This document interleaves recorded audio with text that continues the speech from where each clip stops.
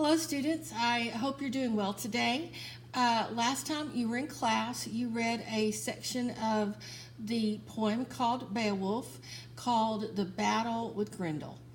At the end of the section called Beowulf, from the poem Beowulf, Beowulf had offered to King Hrothgar. He said, I'm going to help you. I'm going to help you to defeat this terrible monster who is devastating your kingdom and killing your soldiers. And King Hrothgar said, oh, please help me. We have been ineffectual in ridding ourselves of this monster. We need your help. And King Hrothgar is pleading with Beowulf to please help, and he reminds him of when he helped Beowulf's father. And Beowulf says, oh yes, I will. I only have one thing to ask, and that is that I be allowed to fight the monster with no sword. Grendel doesn't have a sword. I'm not going to have a sword. And of course, we see a great deal of pride there with Beowulf. And King Hrothgar says, well, sure, if you want to fight without a sword, have at it. And so King Hrothgar gives Beowulf and his men this great big party in celebration of the help that they're hopefully going to give. And after the party, many of Hrothgar's men go home. Some of them stay. But many of them go home and to their own homes, and Beowulf's men go to sleep in the place of Hrothgar's men in the hopes to defeat Grendel when Grendel comes. And of course, Grendel does not disappoint. He does come, and he comes to the mead hall, and he rips the door open. He rips the door from the hinges, and he comes in the door, and he grabs up one of the gates and eats him up and drinks his blood.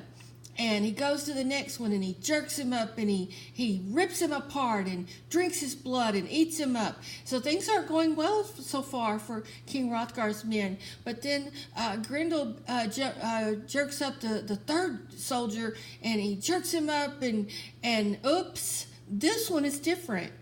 This time he jerked up Beowulf. And Beowulf does not go down easily, and he didn't go down at all. Actually, there was a huge fight, and there was such a fight that they bumped into the walls, and they made a huge noise, and they fought viciously. And finally, Beowulf is beating Grendel, and Grendel's like, this one is different. I got to get out of here. I'm going to be defeated. And Grendel tries to escape from Beowulf, but he can't. Beowulf's too strong. And Beowulf's men try to attack Grendel, but their swords are useless. We find out later that Grendel's skin has a spell, and it can't be cut by men.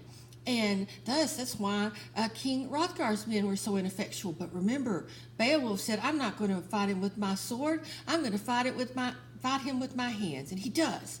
And he is successful for the most part, because Grendel does get away. Grendel escapes from Beowulf and runs away. And Beowulf tries to keep him there, and in fact rips Grendel's arm off his body.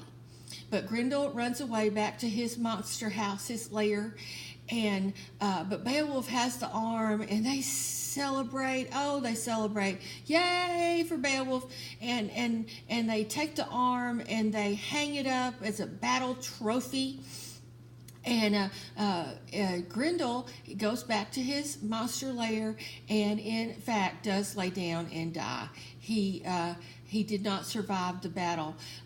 Unfortunately, Beowulf would have felt a lot better if he'd had the whole body, but they have that arm, and they put it up on the wall, and they celebrate that, and then the whole town celebrates that Beowulf has prevailed, and that Grendel is no longer a threat.